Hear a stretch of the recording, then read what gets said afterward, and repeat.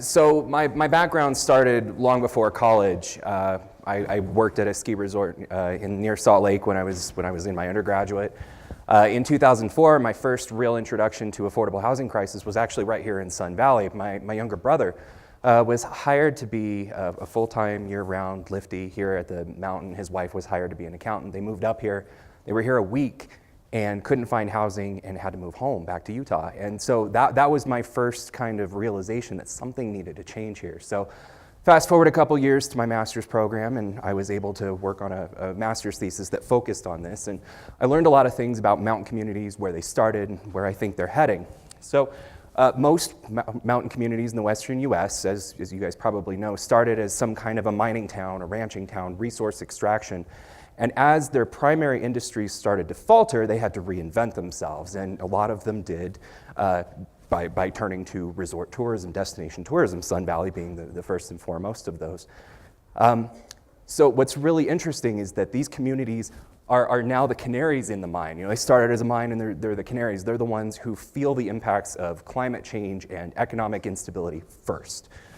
So what happens to our mountain communities will inevitably happen to the rest of the country. We're the first ones we see a decline in tourism, and that's we'll say a barometer for the rest of the community, or the rest of the country in economic stability, where the market's at, where employment's at. People typically aren't going on a ski vacation if they're worried about their portfolio or their job or their home. So while I was working on my thesis, I found one really interesting term while doing a lot of climate change research, and that was environmental lapse rate. And if any of you are pilots in here or meteorologists, I don't know if we have any, but you recognize the term. Basically, it's a decrease of 3.6 degrees Fahrenheit or 2 degrees Celsius for every 1,000 feet of increase in elevation. So as you hike up the mountain, it gets a little bit cooler, and that's what basically the International Civil Aeronautics Organization defines as the rate at which it does that. You'll notice there's one number there, 2 degrees Celsius, and that's kind of this magic number that we're determining that we need to hold the planet to in order to avoid these unmitigatable climate impacts. So what does that mean for Sun Valley, for mountain communities?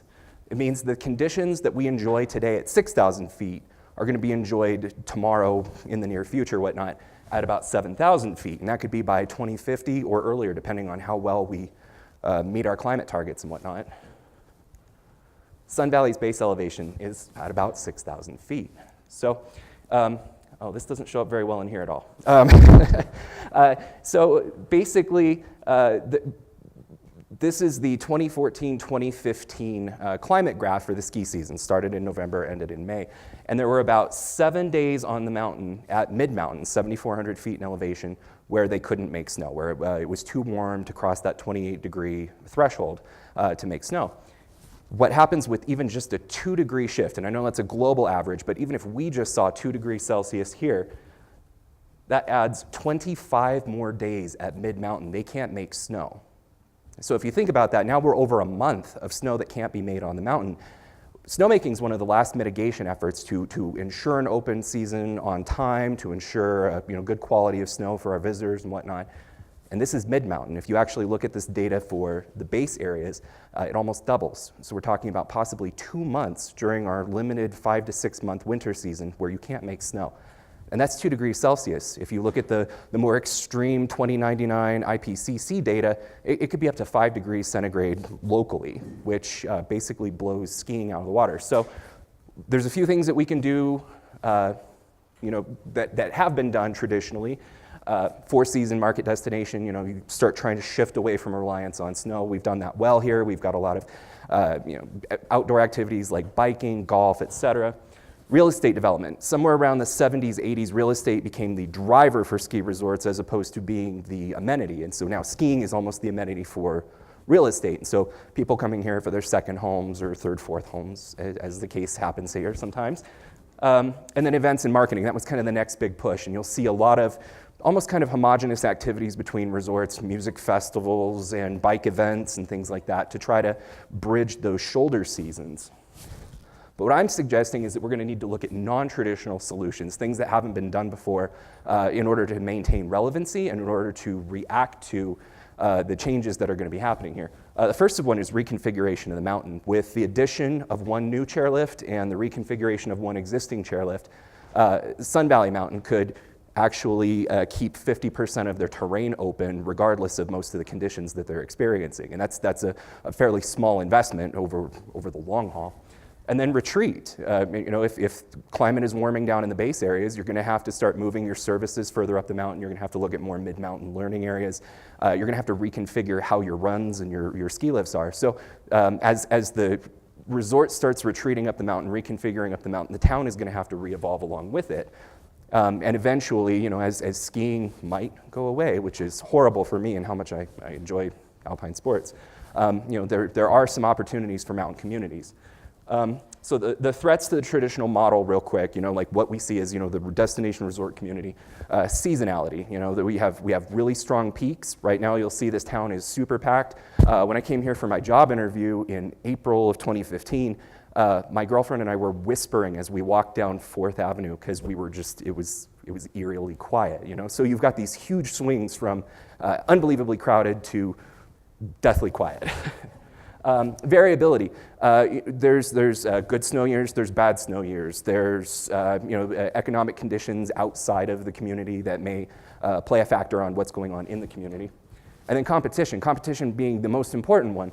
We've got competition with other communities for visitors, we've got competition with these other communities for investments, and employees being the hardest one, because right now, rental housing in the North Valley, where we're at, Ketchum and Sun Valley, is unaffordable for those making median income. And that's not your, entry-level baristas. That's, about $50-something thousand a year that can't even afford to rent in the North Valley. And then if you go to the South Valley, home prices just cross the threshold where they're now unaffordable for median earners. So we're not going to attract the people to live here unless we can provide a place for them to live. We have these lofty goals of reinvigorating our economy, but the fact is, if you don't have the staff, if you don't have the talent here, it's going to be really difficult to do that. So it's really time to start thinking outside the box, and there's a lot of talent in this town who are coming up with ideas, who are trying to move and shake, and a lot of you are here in this room, and I'm glad you're here. And I hope the people that are new to this kind of concept can also leave here with a call to action to help us move these things along. So we want to leverage Sun Valley's unique assets. We have an affluent, highly educated population. People come here from all over the world to retire, to live here, to have their second homes here, and they bring enormous influence and education and experience with them that we can use here. There's also a high concentration of environmental organizations. There's Environmental Resource Center, Wood River Land Trust, Trout Unlimited, Nature Conservancy, Idaho Conservation League. There's a ton of them, and they're all doing really, really good work. And that's something else that we can leverage as well. And the last thing is our dark sky exterior lighting ordinances. And so most of the communities here, in fact, all of them have these ordinances which restrict the ability of light to be cast up into the air and whatnot. And so it protects the night sky. It's better for human health. It's better for a lot of things. But some of the communities are a little bit more active in enforcement of those. Sun Valley, Ketchum, and to an extent Blaine County are doing that. So like I said, we've got a great population that we're leveraging. There's a couple of projects going on right now. The Ketchum Innovation Center, which is run by John Duvall and the Ketchum Community Development Corporation. They're an impact startup incubator for tech companies.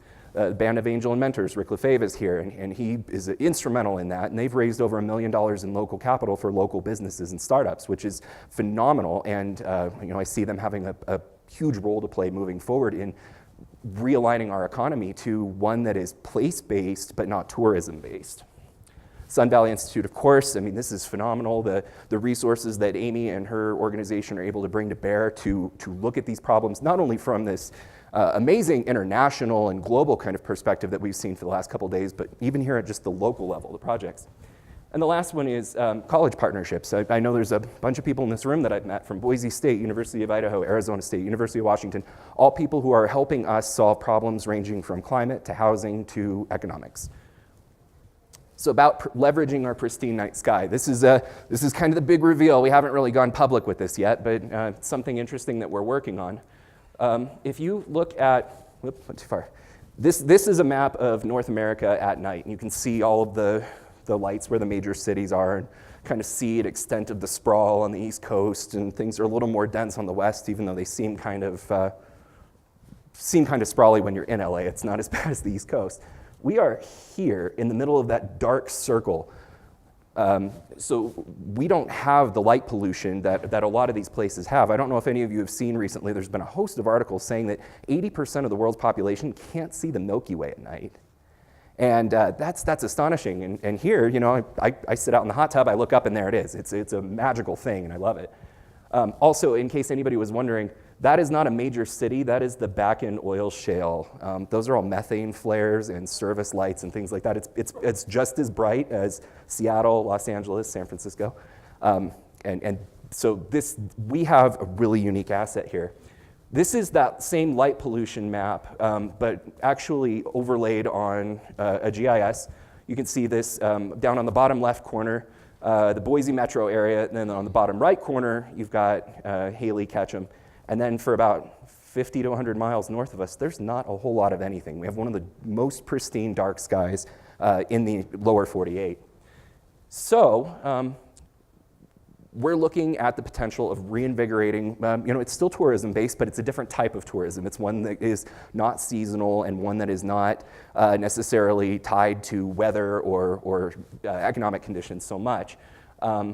Dark skies just naturally lends itself to astronomy and celestial tourism. So we're also, by the way, the point of totality for the 2017 solar eclipse, just right up at Redfish Lake up the hill. So I've heard that they actually have people trying to book the entire Redfish property just so they can bring in their star watching groups and amateur astronomers and things like that.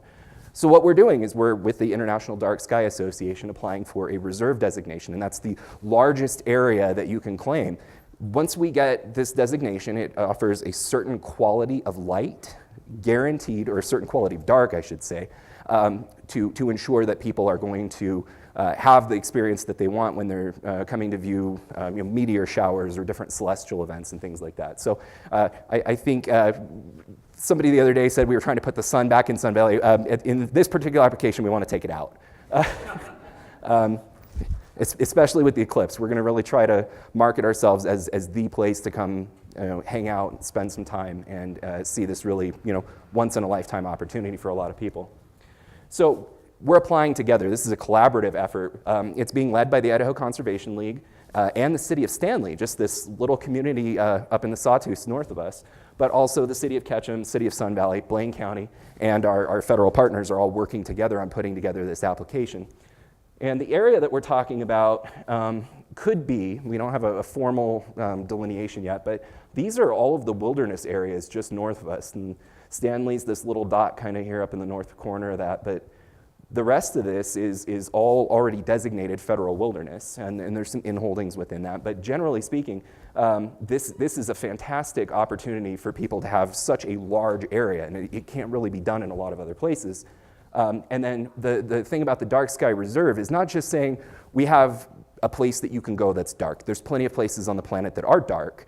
We're saying it's a place that's dark, but also has services for you to come stay in a hotel, get dinner, go to some social activities, whatnot, when you're not out enjoying our amazing night skies. So our goal is to, through this, become a premier stargazing and astronomical destination. We have talked to already a couple of universities who have astronomy programs, and they want to come here to use our sky. Boulder and Denver, they can't see the night sky there because there's so much light pollution from the cities, but when they come here, they absolutely love the quality of dark that we can provide for them. And while we're doing this, we're enhancing the environment for nocturnal species. We're increasing human health. There's been a lot of information posted lately about the effects of nighttime light pollution on human health, about your ability to sleep and linking it to certain disorders. And our local economy. It's one more way to diversify, add another arrow into the quiver and try to just hedge a little bit longer.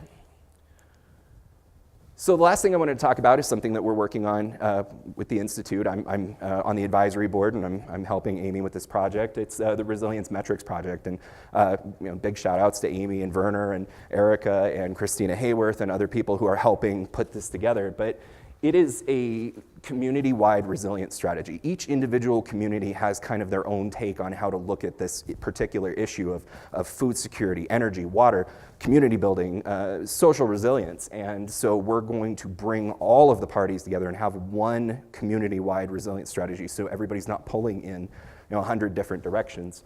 The first step is to create goals and metrics for tracking. So talking to people and finding out what is important to them and then what kinds of things show if we're attaining progress towards that goal. So we're reaching out to targeted stakeholders, asking for their input to do a strengths, weaknesses, opportunities, and threats analysis for the community, asking them to help us with the drafts.